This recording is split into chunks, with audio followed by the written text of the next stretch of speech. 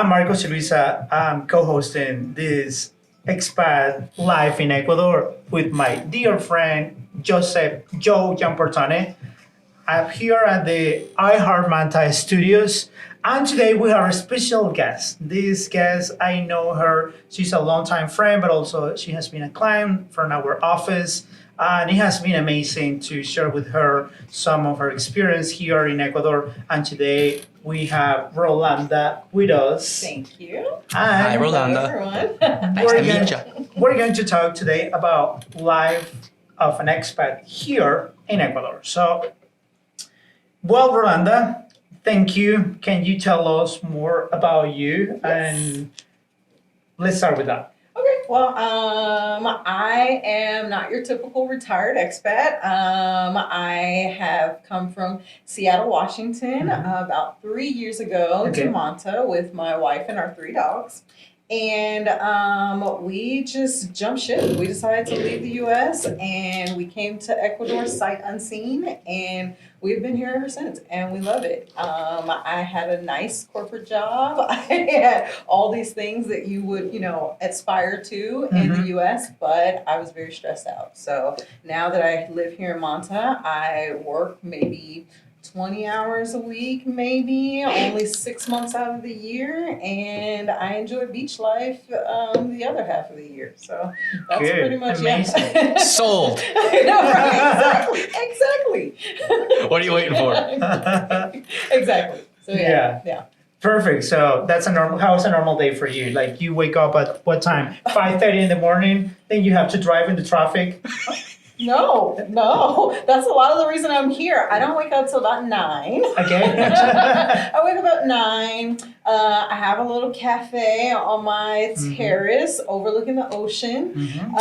Then my building is direct access to the beach. So then I just go down a couple floors, walk my dog on the beach for an hour. Then I may log into my computer, do a meeting or two here, and then I take the rest of my day and chillax. I don't do nothing else. I mean, I have a retired life, but I'm not retired, so it's kind of nice. Yeah. Nice. Excellent. For all of you watching this show, we're in Manta, and Manta is probably one of the cities in Ecuador that has been more developed during the last probably 10 years. In the past 5 years, we have an amazing administration in the city, which has led to have great restaurants, shopping malls, a great infrastructure, and also we have a recently new open international airport where we have direct flights from Manta to Panama. I just flew to Panama the last month, and it took me maybe 1 hour and 45 minutes to get there. So it is amazing. So when you talk about development, I really have to say that the fact that we have fiber optic internet for me to be able to do my work. That's very I important. do my work from here. My companies are based in the U.S. My clients are based in the U.S. So I do my work here. I've had no issues with, not being able to connect, not having internet for weeks at a time. People think of Manta or Ecuador as a third world country, but honestly, I didn't have fiber in the U.S. I didn't have fiber in the U.S. And when I was living in Seattle, because it rained all the time, I had so much trouble with my video calls dropping. State. Exactly. Yeah. It wasn't stable. So, that's kind of one of the things that really blew me away when we got here. And I literally pay $40 a month for my internet, and it's so good. Oh, It's wow. so That's good. really good. So good. So that's for me that I was sold on that. How much do you pay normally in the U.S. for your internet? God, I think I was paying $200 a month. Yep. Yeah. 200. It's usually bundled into packages, but you couldn't separate. And if you did, the price for the internet was $80 anyway. That includes the cleaning of your house? No. Yeah, right. No. And the service was, spotty, shoddy at best, we use that term. And I got a discount because one of the largest internet providers in the U.S. was my client. So I even got a discount. And I still was paying a lot of money. Yeah. It was It's a rip, baby. Yes, it is. Wow, that's crazy. And here, do you have a person who helps you to the cleaning of your house? Yes, I do actually. Okay, now Yes. how much you spend? on that? She only wants to charge me $25 a day, but I pay her $40. So she comes twice a week, and I pay her $40 because I just love her. Actually, she's been with me for 3 years, and I actually consider her one of my friends. So yeah, she's a sweet, sweet woman. I've heard that story before from expats who hire folks to, take care of them, whether Yes. whether it's medical or cleaning or whatever. Yeah. The relationship building over the years Yes. is a real thing, and because that kind of income makes a big difference in their lives. There's a bond that is formed, Yes. and it's not just about the money though. After a while, it becomes about like a friendship The relationship, Yeah. yeah. builds. Yeah. I've had expat clients who aren't here, but insist that we maintain a relationship with their cleaners, with their maintenance Yes. people, Yes. and keep them on payroll. Because, and even if they don't clean, they'll send them something Yes. per month. Yeah, Maribel has been with us since we moved here in 2021, and we absolutely love her. When we go to the States, she'll text me and be like, "Can you bring me back this? Can you bring me back?" And we bring it back, no problem. Like anything that her children or family needs, like we are absolutely there for her. She is literally one of our closest No, friends. that's here. Yeah, I amazing. love her. Love her. That's amazing. Yeah. Our nanny or niñera, who takes care of our daughter Monday through Friday, 9 to 5, she's salaried, of course. When we went to the States last year, we went to the States for 3.5 months. We paid her full pay the whole time we were gone. Yeah, that's what we do. There for was her. no way we were going to leave her hanging for those Exactly. 3.5 months. Yeah, absolutely. Wow. Well, that's probably one of the reasons of that, and you probably guys know this, but probably the audience they don't know, is because Ecuador is a family-centered society, and they look after the family like it is like something that is very important. And once you start having a person come into your house, Yes. in their minds, of the Ecuadorian minds, they think, and it is true, Yes. they become part of the family. So it is a good thing that you take care of them, because they that's how they see you, like part of their family. And probably they are going to be inviting you for their quinceañeras Yes. and for the baptisms. Yes. So Yes. it is all that you Yes, become part yes. of their family. And that's so true. We recently had our apartment remodeled, and we didn't know the maestro, the remodeler. I don't even know the word in English anymore.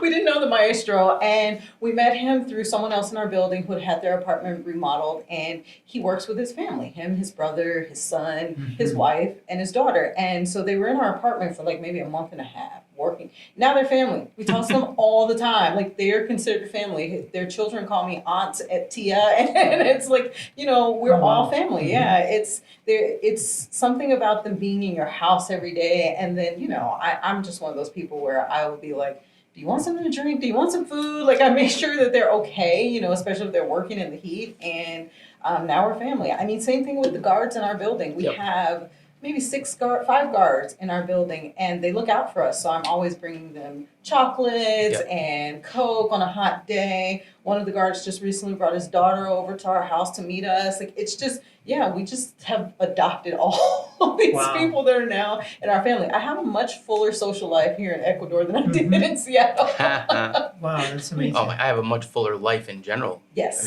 I mean, I do miss my immediate family, but I speak to my mom and my dad literally daily. Yeah. I speak to my sister daily. Try to speak to my brother as often as possible. 100%. So, but yeah, life here is way more fulfilling. Agreed. A lot of it has to do with the lack of stress, the lack of grind, and we run 5 businesses, and but at the same time, I said this in a previous episode, we go home for lunch 3 or 4 days a week, and we sit down with our daughter for lunch, and we're home, between 5:30 and 6:30 every day, and we have that routine. In the States, there was no way that was going to happen. There was no way that was going to happen. Like I said, I worked in corporate, so I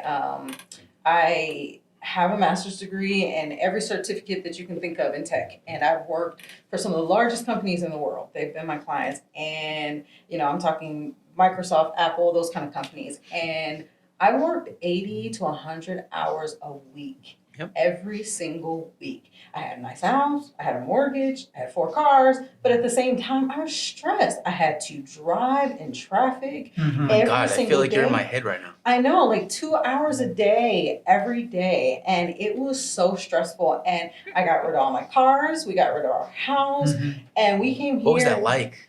Did you have a period of time where it was like a really tough decision, or was it like a light bulb went off and it was like, no, we gotta liquidate, let's go? It was a really tough decision because the first year that we moved here, we kept our house and we rented it out. Okay. We rented it out in Seattle, and then we had tenants from hell, and that was. Oh no. So I have to ask, did you use a property management company? No, you know You gotta use a property management company. Hey, rented them out the plug. So we had a couple of properties in Seattle, and we had some long-term tenants that we didn't have any problems with. So we were like, we got this. If we move to Ecuador, we got this. Yes, of no. course. Cats away. Shh, no. They knew you were in Ecuador. Yes, they knew we were in Ecuador. They destroyed the house. Oh, no. House. Sorry to hear that. Didn't want to pay rent. So that was kind of our like holding on to our life in the US. We kept the house and we kept a storage unit full of a bunch of stuff, like a little starter kit if we needed to come back. It was a sign. It was a sign. They made your renters from hell made your decision very easy. Yeah. Yes. So it was absolutely a sign. So we went back. We sold the house. We remodeled it ourselves. I do a little bit of like home design, interior design things. So we remodeled it by hand ourselves. We went back and sold it. Got top dollar for it, and came back to Ecuador and was like, okay, all right, that's it. That's our life. We're done. Yes, but I remember that it was a certain time during this Ecuador journey where you were undecisive about staying in Manta. Yes. Please tell us, how was that time where you were undecisive and then it's a process. It is a process. And I think it was a lot of the stress from the States, holding on to that house in the States. We were being stressed out with that. Around the same time, my mom got into a really bad accident. She was on a bus and got into a bus accident. And she's now incapacitated for the rest of her life. She can't use her entire right side of her body.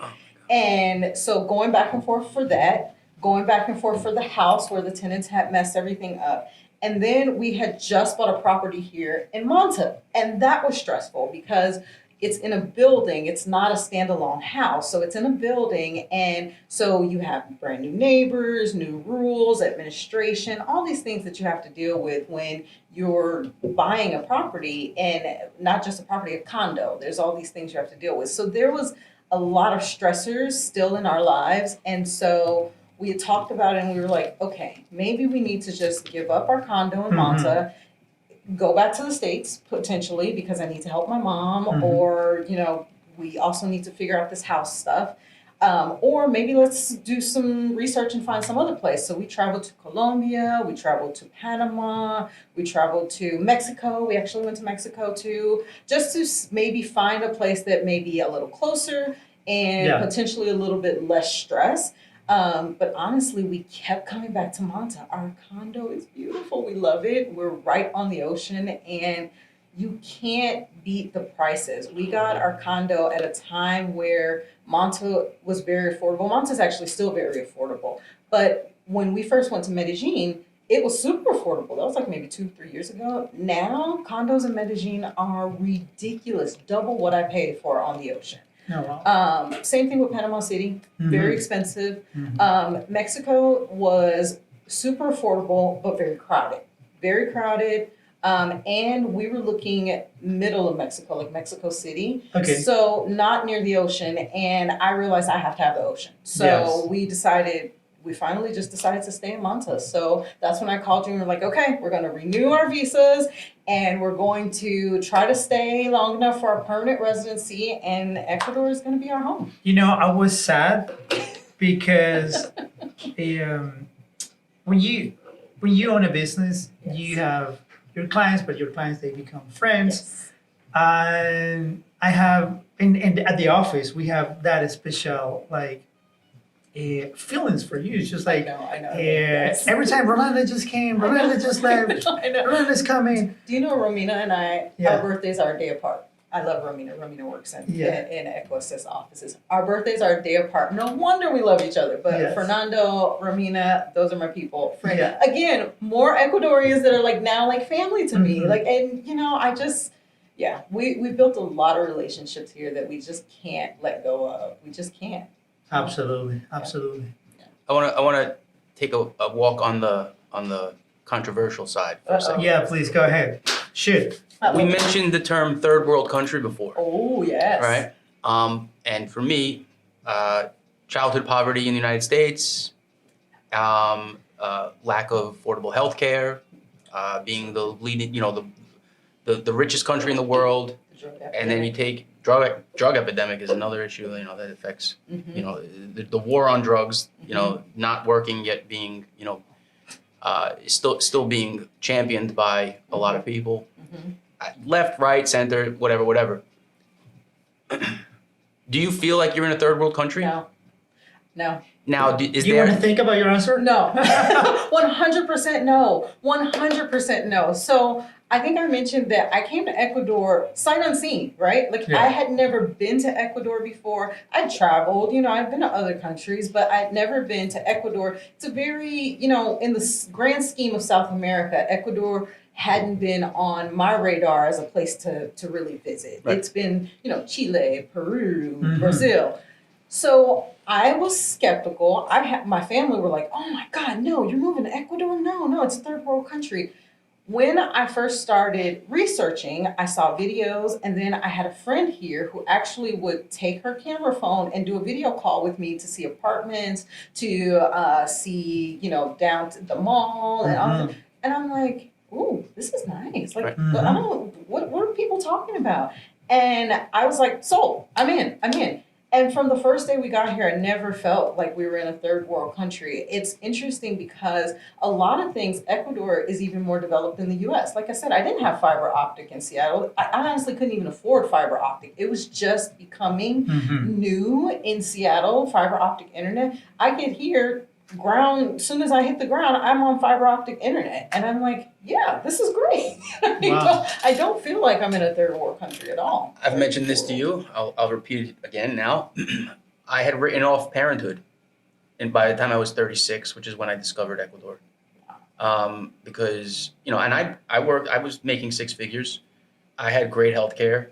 I was doing quite well for myself, but it wasn't enough to start a family, and that compounded with school shootings and just the political nightmare and the divisiveness and everybody just at each other's throats and the lack of community, the family just completely like spread apart and nobody getting together. Like those things just made it unreasonable in my mind to start a family. Then I came here and I realized, wait a second, that I can do that. I can, aside from the fact that, like I mentioned before, going to my wife's family's house for every single month, if there's a birthday, for every single holiday, having 15, 20 people coming together. That's how it was in the 80s growing up for me, in the 70s and 60s before I was born too. But that's not happening right now. I mean, I don't know anyone who's doing that on a regular basis. I spoke to my friend. He's Colombian, but he's an American citizen. He grew up in the States. My best friend actually, and he has 2 kids, and he's in the same line of work I'm in. He does well for himself, but I showed him a video of a recent gathering for my wife's birthday last week, and he was like, "Man, I wish I could give that to my daughters." And he was like, he was jealous of me for something that he always wanted to be able to give to his kids, and he can't because he just doesn't have the, everyone's busy, et cetera, and just they have parties where they rent out a place and they invite everyone together, but like in the house, weekly or monthly, it's just not. Doesn't happen. Yeah. Here it is. Yeah. I mean, and I think that I don't know. I think that was a similar experience for me in the growing up in the early 90s, late 80s, is that we always had family gatherings, but I don't know what happened that things just took a turn. Like I remember slowly not having family gatherings anymore. Then by the time I was in my 20s or so, and I had my own child in my 20s, and there was no family gatherings. Like my son will even tell you, like, I was a single mom raising him, and he'll tell you, no, it's just always been me and my mom. Like we're best friends now because it was just me and him. Like there was no real family gatherings or things like that. And when he came to visit me here in Ecuador, and the guards in our building all embraced him, chatted with him, asked him what he wanted to do with his life. And, you know, Maribel, our house cleaner, now friend, asked me about him all the time. And I'm showing her pictures of what he's doing in the States. It's like now he has an extended family here in Ecuador that he didn't have when we were, you know, when it was just me and him in the States. Yeah. So, yeah, it's very interesting. That's beautiful. Yeah, it is That's pretty beautiful. cool. Yeah. I think it's an amazing thing that what you find here in terms of the people Yes. in Ecuador, Yes. but also it is important on how affordable it is to live here in Ecuador. Can you tell us like how is the transportation here for you? Yeah, that's a good. So I gave up all of my cars to move here. Obviously, we can, you know, as an extra here, we can't bring a car here. But I had heard that taxis were very plentifully available, no issues. I think someone told me there was like 4,000 yellow taxis here in Manta alone. Oh, wow. Yeah, someone told me that. Yeah, right? Yeah. Yeah, absolutely. Yeah. I mean, I see 50 in a matter of 30 minutes. Yes. Have you come then? No, I'm gonna sit on the corner with it. I got a number, Marcos. Please do. We should do that. That's a podcast Yes. research opportunity. In the field, in the campo. Yeah, in the States, like yellow taxis are not a thing anymore. But in the 80s and 90s growing up, I loved yellow taxis. We would take them all the time. I grew up in Chicago and big city. So taking a taxi was always, you know, a fun thing. It was when we'd get dressed up and take a taxi to dinner. So it was, someone told me that there were taxis. Taxis were readily available. When I first got here, I was shocked when I was paying $2 for a taxi to go from one end of the town to the other. Yeah. I live a little bit further out now, so I pay about $3 to come into the mall from where I live, but still, $3? That's like 15 minutes, right? Yeah, about 15 minutes. Like, that's still... Uber in New York for a 15-minute ride is, you know, 30 40. bucks. Yeah. 40 bucks. Yeah. Absolutely. Crazy. Yes. My mom lives in Dallas, so I go back to Dallas often, and I have to take an Uber from where she lives to the airport and vice versa, and it's about $60. Yeah. $60. Newark Airport to Staten Island, New York. Newark is the closest airport to Staten Island, New York, which is where I'm from. $75 last time. 70 or 80 bucks. Yeah. And so from where I live... If you go from JFK, you're paying upwards of $130. And from where I live in Manta to the airport here in Manta, I pay $5. Yes. That's insane. Yes. That's insane. So we had been taking taxis. I know several taxi drivers because for years we were taking taxis here. So I have my regulars that pick me up. We talk. Even the guy that brought me here today, Antonio, he's learning English, so we speak in English. And you know, he's like, you got to use Uber. Use Uber. You got. So really nice guy. But I have a friend in my neighborhood that told me that the city, Manta City, has a bus and that you can take the bus back and forth into Central or to the mall. And I was a little skeptical. I'd seen the buses, but I didn't see how regularly they were running. So I'm like, does this really work? The first time we got on the bus blew my mind. 40 cents for one person to get on the bus. 40 cents. That's unheard of. And it took me from where I live all the way into Central Mercado for 40 cents. Wow. It's nice. So yeah, we go to Central Mercado, get our vegetables and things, and then 40 cents for a bus back. Awesome. Not a lot of extra heroes take the bus, but I mean, for 40 cents, it's like, that's a good one. Yeah, absolutely. Guys, pause a second. Hang on 1 second. Yeah, well, buses. Right. Transportation. Yes. Transportation here. Yes. This sounds like it is something that you can navigate Yes. here. Easily. And it's not that Affordable. hard. It's not like, well, also affordable, but if you go to New York, you have all the metro lines, and here it's just like straightforward, just one bus. It goes there and you come back, and that's pretty much. Yes, and it's 40 cents. Like, I mean, that. How much more straightforward can you get? Yes, of course, of course. One of my big reasons for being sick and tired of New York was when I, working in the film industry. I was in the film industry. Oh, wow. Waking up at 4:30 in the morning, in my car by 5:10, at the studio by 5:50, coffee and a bagel, tool belt around my waist, 15 pounds of tools on my waist, and hammer in hand, climbing ladders, 6 a.m. Like off to the races. A normal day ended at around 4:30 p.m. That was a 10-hour day, but there were many 12-hour days, and if you were on a shooting crew, 15, 16, 17, 18-hour days. They gave you an 8-hour turnaround, I think it was.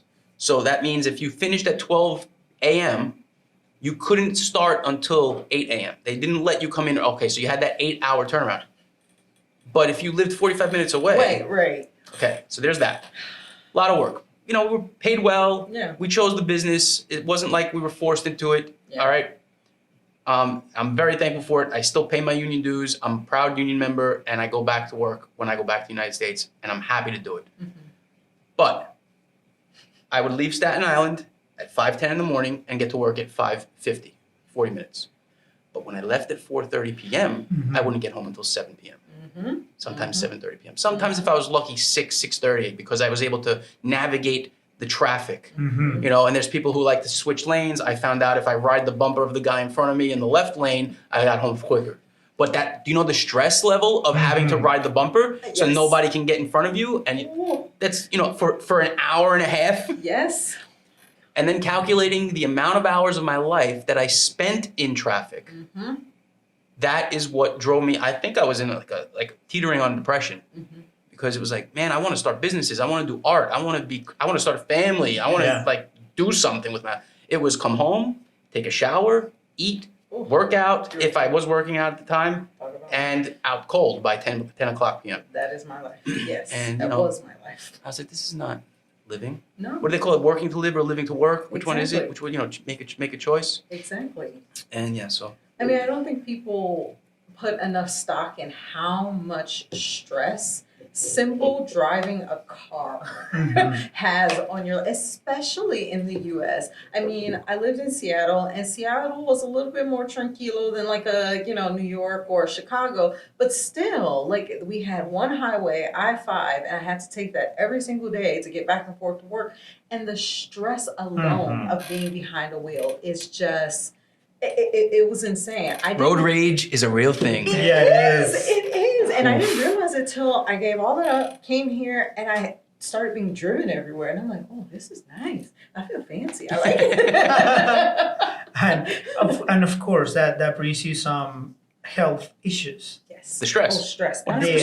All that living in that direction, right? True. Yes. And don't quote me on this because I don't know if it's true, but maybe stress is the #1 killer of Black women in the United States. I don't know for sure, but I've heard this before. I mean, I've had several doctors tell me that in the States that stress is one of the things that, really hurts a Black woman. And I already got issues. And I was like, you know what? No, I'm not about to let my job, I'm not about to let this mortgage, this traffic, none of this stuff kill me. I just want to chillax and live my best life. Like, that's what I want to do. Okay, well, the leading cause of death for African American women in the United States is heart disease, which is increasingly caused by stress. Yes, of course. And then stress can also cause people to do things with their life or adversely not do things with their life that contribute to things like heart disease and all those other things. Absolutely. So when you, Like, I'm the guy at the computer. What's that thing on? I got the data. I like it. As according to HorizonHealthNews.com, by the way. Awesome. I like that. Make sure I didn't pull it out of thin air. when you got here, Rolanda, one of the factors, the important things for you was the health system in Ecuador. Yeah, absolutely. I mean, coming from the U.S. and having those moments where you have to drive for 45 minutes, 1 hour, it's just like your health is going to deteriorate. And you came here, and have you tried the health system in Ecuador? Yes. Oh, absolutely. I'll give you a funny story, which is another how kind and wonderful Ecuadorian people are. So never heard of a doctor coming to your house before until I moved here. Yeah, it's like in the TV shows in the 1950s. Exactly. Never heard of this before. Like, I didn't think insane. this was a or thing. for, you know, if you're a multi-millionaire, you have your in-house physician. Exactly. Got a little house in the back. Right. Exactly. So you know, we're, you know, extranjeros don't really, you know, understand how to like process the food here. So I got really sick, like maybe my first 3 months here, I got really sick, stomach issues. And the doctor came to the house. Montezuma's Revenge. I don't know. Is that what I've heard that.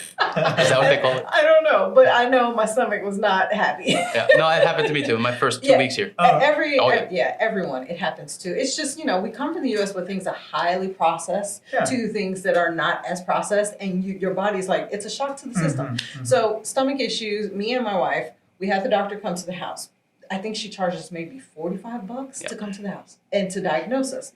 Then we had to have IVs. We didn't go to the hospital for an IV. A nurse came and sat with us in our home for 2 days straight, slept on our couch, hooked us up to IVs in our living room, and she charged us $60. Wow. Yes. Per day. No. Total. For the whole time. 2 days. Yes. I mean, obviously we had to buy the IV bags and the medicine. Yeah. And that was a little costly, but Yes. I mean, we were hooked up to IVs for 2 days in our home.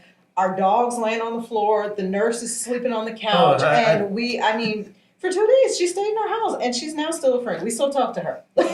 I'll tell you an anecdotal story. One, same thing. I was here for less than 2 weeks. My wife Ambar, she was my girlfriend at the time, and we were not working full time on this business. I had my business in New York, and I was doing my business, my clients and my people in New York. You were transitioning.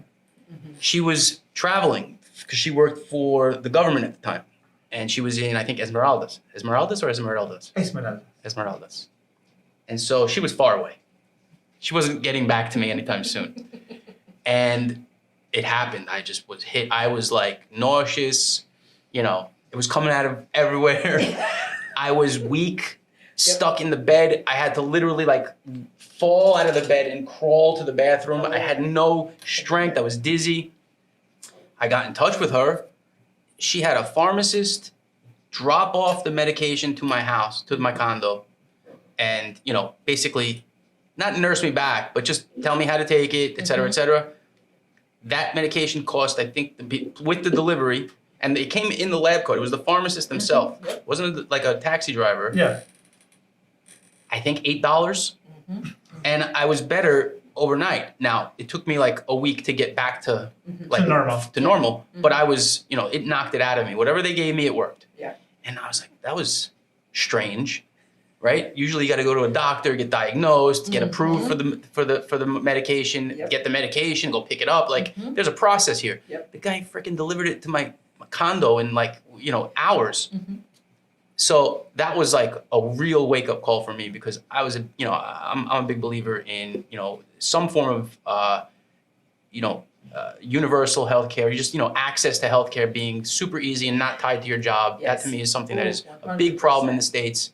It makes people fear the doctor. Here's another anecdotal story that, you know, ties into what I just said. My grandmother, who passed away a couple years back while I was in Ecuador, and was like a second mother to me, and you know, super, let's just say she was very, she watched a lot of Fox News, but okay. You know, and we had completely, you know, polar opposites politically, but love broke through everything. Like we had our debates, we would get steamed conversations where, you know, one of us would get up and walk away from the table, but we always came back, and there was no animosity there. Towards the end, her health, she passed away in her early 90s, like 90, I think she was 90 or 91. And towards the end, she had an episode where they had to resuscitate her.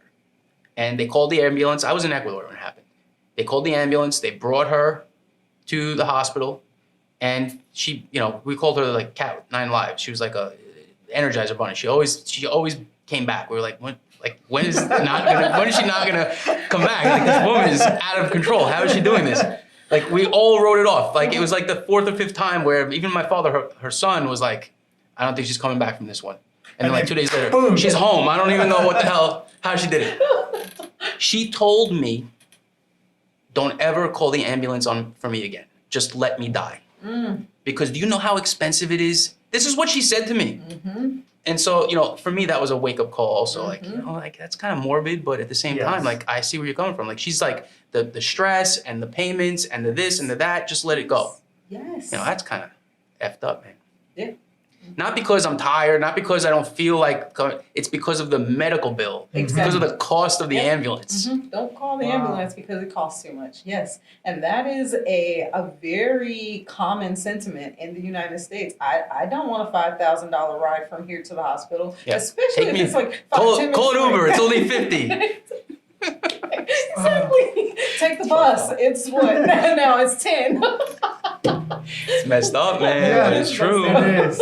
It's funny, but it's true. Oh my you know. God, yeah. Anyway, Yeah. so healthcare here is accessible. Accessible. Pharmacies that you can just walk in and say, I need this, and they just give it to you. You know, per pill. They're not giving you a whole box, not giving you a bottle, and it's but the cost is nominal, and the medication works. Yes. It's And so another story. I'm full of stories. Okay. We went to Quito, and I love Quito. Great city. However, the altitude, it's known to mess with people. So I got altitude sickness. I had asthma as a kid, but I haven't had any issues with it since I was in my early 20s. So when we went to Quito, I was like struggling to breathe. So I was like, oh my God, what do?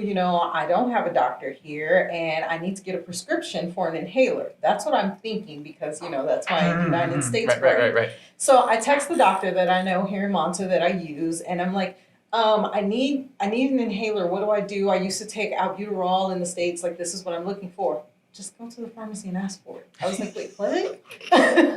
So I did. I went to the pharmacy. I can't imagine the face of the doctor here. I know.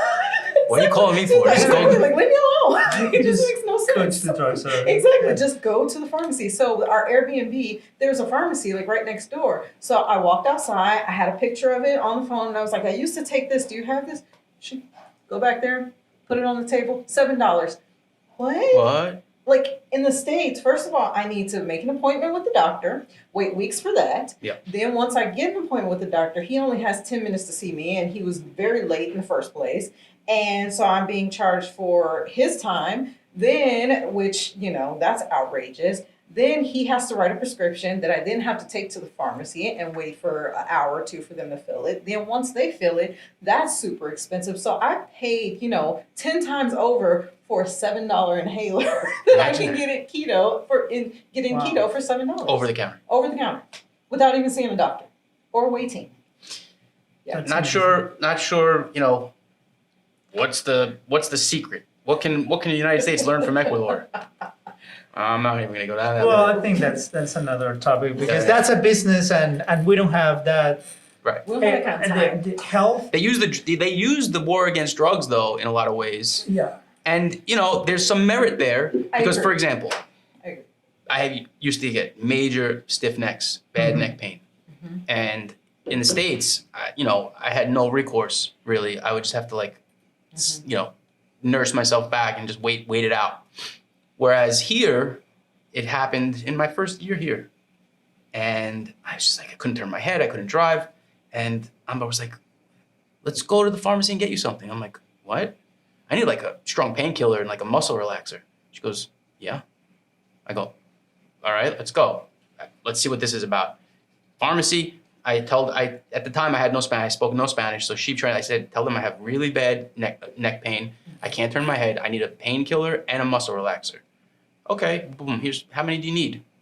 Well, how often do I have to take it? Every 12 hours. I'm like, all right, so give me 2 days worth. I took the first day, woke up the next morning, it was gone. Those 2 extra pills sat and I didn't use them forever. So, and they were strong, they worked. They knocked it out of me and it didn't come back. So I don't even know what it was, but the point was it cost me like $6. I did not have to see a doctor. Maybe there's no opioid epidemic here, and so they don't have to worry about it being abused as much as up north. Yeah. So, there's some merit to that. I'm not going to take it away, but anyway. I mean, no, another anecdotal story. I agree. I have so many stories. I agree with you. I think that My wife and I was just talking about this because we're getting ready to go on a trip. We're getting ready to go on 30 days. And one of the things, my wife has insomnia, so she takes like a sleeping pill. And in the States, you have to get a prescription for that. But here, you can just go and buy a few pills at the counter. So Ambien, whatever the scientific name is. Right, Ambien's a brand, but Yeah, but there's a different name. So we go to the pharmacy and we're getting ready to travel. And I'm like, I need 30 of these. So I'm going to ask for 3 boxes. And I'm like scared that they're going to be like, they're going to be adicto. No. Adicta. Exactly. Or like I'm trying to kill somebody or something. Absolutely. Or resell. What's the street value for these things? And I'm like, okay, I need 3 boxes. And I'm just like waiting for the shoe to drop. You're like, okay, here's the discount. Yeah, exactly. And he gave me some for free because there was a special. If you buy 3 boxes, you get a box free. And I'm like, okay, thank you. I feel like you're doing something wrong. Exactly. It feels so wrong. But I mean, I think there is something to say. There is no real, I haven't seen many people here addicted to drugs. Like I don't, I don't know. That's not a thing. Yeah, No, I don't know all of Alcohol, that. maybe. Alcohol. Yeah, yes. Alcoholism is a thing. Alcoholism is a big thing here, yeah, but I haven't seen a lot of people just kind of walking around zoned out, addicted to drugs. I've seen, some of the construction workers having, a little weed here and there, but I mean, that's legal in the States now, so it's no big deal. But They even legalized it here, not recreationally, but they legalized it here when? 2019? Really? 2018? Yes. Medicinally. Oh, okay. I didn't know Yeah. that. Mhm. Oh, yeah. Oh, I didn't know that. Okay. But yeah, so I haven't seen many people addicted to drugs, but in the States, and I come from Seattle, and Seattle has a big, like, fentanyl, Yep. meth problem. Mhm. So, I can understand not getting those type of drugs over the counter because those are the things that they use to make like meth and all those like crazy things that people Yep. take. So I don't know. I mean, maybe that's the reason why we get things easily here, but I don't know. There's a lot of studies that point to poverty being at the crux, at the core of the drug epidemic, mass depression, suicide rates, et cetera, et cetera. There's a huge wealth gap in the United States. But that's another conversation. Yes. Okay, you mentioned your wife a couple of times. Yes. Tell us, as members of the LGBTQ community, how do you feel here versus in the States? Oh my God, I feel so. People don't look at us twice. Yeah. People don't look at us twice. You felt that up north a little bit, or? Seattle is a little bit more lenient. We lived in Dallas for a while, Mhm. and Florida. My son was stationed. My son's in the Air Force in the United States, so he was stationed in Florida. So we've gone back to Florida a couple of times, and we've gotten a few stares, people talking crazy to us, just crazy. I mean, crazy things have happened. We've had no issues in Ecuador. I was very shocked because one of the things that we had to look for when picking a country to live in was a country that would recognize our marriage, because not all countries same-sex marriage is legal. And if we bought property or something, I wanted to make sure that we both were set up if something happened to either one of us. And Ecuador, no issues. We had our marriage certificate. Well, we didn't have it registered yet, but we had it apostilled. It was part of our visa process. We were showed on our cedulas that we're married. Excellent. No issues. Yeah, No as it issues. should be. No issues whatsoever. Excellent. It's pretty great. People don't say, it's interesting. I was a little nervous because I heard that Ecuador is highly Catholic. So I was a little nervous, but I mean, honestly, no one said anything to me. My Spanish is getting better, but I've had taxi drivers ask me, who am I here with? They ask a lot of questions because they're curious about the gringo. love us. Yeah. They're curious about the gringo. So I'm like, I'm here with mi esposa, and they're trying to correct me. Esposo? No, esposa. Oh, okay. Like, no, esposa, that's a thing. And the reaction is like, oh, okay. Yes, fine. exactly. Yeah, no issues. They're like, oh, okay. I've been having one person ask me like more questions about it, like, is it legal in the United States? Like, how is it here? Like, I've had quite a few people ask questions about it, but no one's batted an eyelid. Like, we haven't had any problems. Like, we're invisible. It's like a live and let live mentality. Yes, almost. exactly. Yes. Yeah. Exactly. Yeah, as it should be. Yeah. I agree. So I mean, Ecuador is like this, and this is a good message and a good sense of what is happening here. Because Yeah. for how long have you been living here? Almost 3 years. 3 years now. Mhm. So you were during the pandemic, Yes. and Yes. Yeah. well, the world was crazy. but still, now that it's a little bit, well, it's more open right now. We have restaurants, you can walk. We don't have any restrictions here. No. So seems like Ecuador is the place for you guys, for you to stay here. Absolutely. For good. Yeah. And that's encouraging for other people. I think so. And I think what I like about living here and being a younger expat is that I can encourage younger expats to come and check things out. It's not just for the tired. Exactly. No. That's another reason why we picked Ecuador, because if you notice that, well, back when we were looking in 2020, visas were very hard for someone who wasn't retirement age to get. Really? Digital nomad visas weren't really coming out yet. So there wasn't really a place where you can get a visa and say, yep, I work online and, I'm good to go. I want to come and live in your country. No, they wanted you to be retired with that, steady income from the government. It was very hard to find a country that we could live in at our age. So interesting. Yeah, so that was one of the reasons. The professional visa, which Marcos helped me to get, the professional visa, I had to register my education here in Ecuador and show that I had steady income, and it was pretty much seamless. The process was easy, yeah. Well, because you had this gentleman in this Exactly. wonderful team helping you along the way. Exactly. Best lawyer in Equassist. Manta, right? Right here. So I have a story that ties into that. When I first came, I was already planning on relocating, 37, and I was 37 years old, and I had my business in the States, but I didn't have steady income. I was self-employed. Yeah. So what we did was we started a company, my wife and I, my girlfriend at the time, and she was working full time for her thing, so it was 99%, 1%. It's changed since then, but this was just because expats aren't able to start companies without an Ecuadorian partner. So we did that. Cost us a nominal fee, and that later on ended up being my means for extending my visa. So my initial visa was a tourist visa, which I extended as many times as I could. How many is it? Once or twice? Just once, right? Once. Yeah. So I extended it the one time, and then as that was expiring, my wife, because she has her, she knows the system. She was able to speak to some people who were working in the system, and she was able to find out that we could do a work visa where she contracted me. So now my wife contracted me for my own company, and I got a 2-year work visa. Just like that. Boom. Boom. Easy. And, for me, I was like, did we just discover a loophole, like, on accident? Cool, Yeah. So for anyone out there, come down, start a business, find an Ecuadorian. Yep.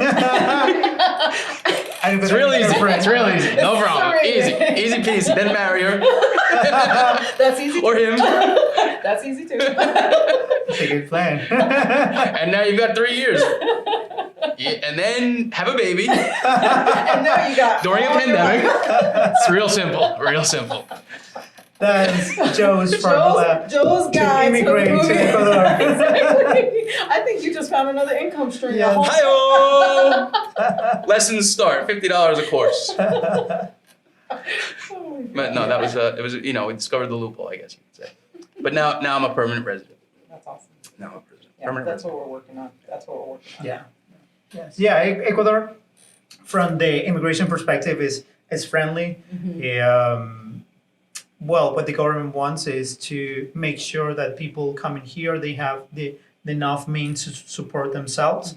The government policies behind all the immigration is based on that. Right. If you have a college diploma, that makes you the immigration process easy, because the government policy behind this is to make people with education to come and start living here, because at some point that education will be transferred to the Ecuadorians. Smart. And Yeah. it's just like, it doesn't need to be like something very technical that you have to give a class or something like that, but just like the fact that you know how to do things different, the Ecuadorians, they're going to see and they say, well, yeah, that's something, a different way on how to do things. Yeah. So the provisional visa, now we have the digital nomad visa, but the process, I think, is one of the most friendliest among the other countries that are competitors for Ecuador, for expats, like Colombia, Costa Rica, Panama, Mexico. Ecuador, it has a real straightforward immigration process. Yeah. I would agree with that. But yeah, But you should definitely hire a lawyer. Yes. Yes. You can't do it on your own. No. I mean, you can if you find an Ecuadorian who works for the government. Yes. And now this podcast costs you $30. Please subscribe. Good. So, Rolanda, now we want to have some final comments from you for all those that they are researching out there. Any advice? Yes. I will say number one, get a lawyer. Yeah. I think, one of the things that I had was the advice from you, Marcos, because you helped us buy our condo, you helped us with our visa. Like, I think having a lawyer and someone that speaks the language and knows all the government policies is the best. Number two, learn Spanish. Yes. I'm learning Spanish. I'm So important. I know, it is very important. So It's very important. You're in a completely different world if you do not. Yes, exactly. So I would say learn Spanish. And I would also say that, like you were saying, as far as the immigration process, it's one of the easier countries to actually get a visa in for you to stay, 2 years, potentially, re-up that for another 2 years. And for a younger expat, it's, come try it. Like, it's a great place to come live by the ocean. Manta, you can't beat it for the prices here. You cannot beat being right in front of the ocean on a daily basis. So, I mean, I just think that as a younger expat, there's places that I've traveled to that I just, they're okay for vacation. But as far as like day-to-day living, Manta has become our home because we've built the relationships, we've, learned Spanish, this is just what I wanted my entire life, like being right in front of the ocean and just kind of having a chill life. Wow. And so you really can't beat it. So Yes. I think that you don't have to wait until you're retired. Yeah. You don't. Yeah.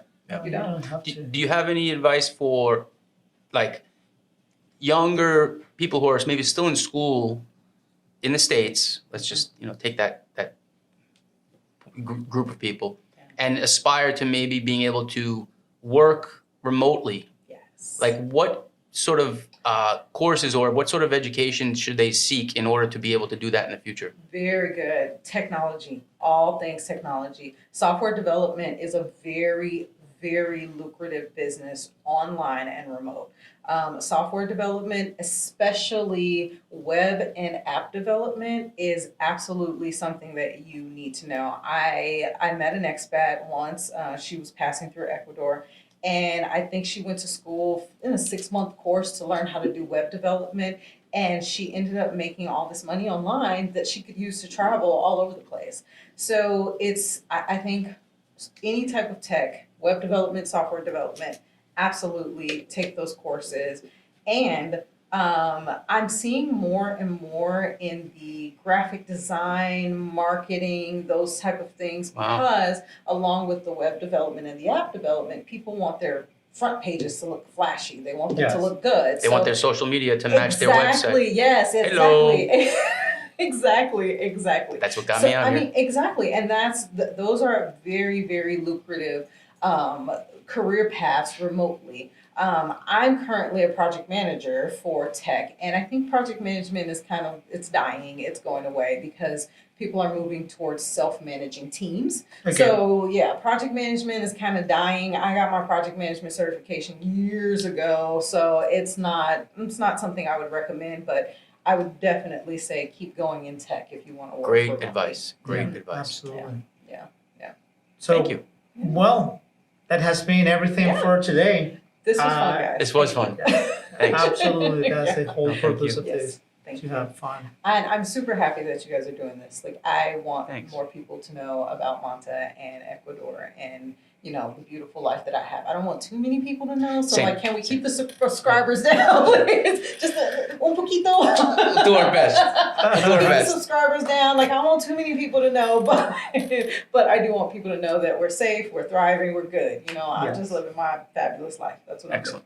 Okay, perfect. Congratulations. Thank you so much. So, to everyone out there, please subscribe and Comment. I'm doing. Comment. of Yes. course, and share this with everyone you know. I know Rolanda said that we want to keep this.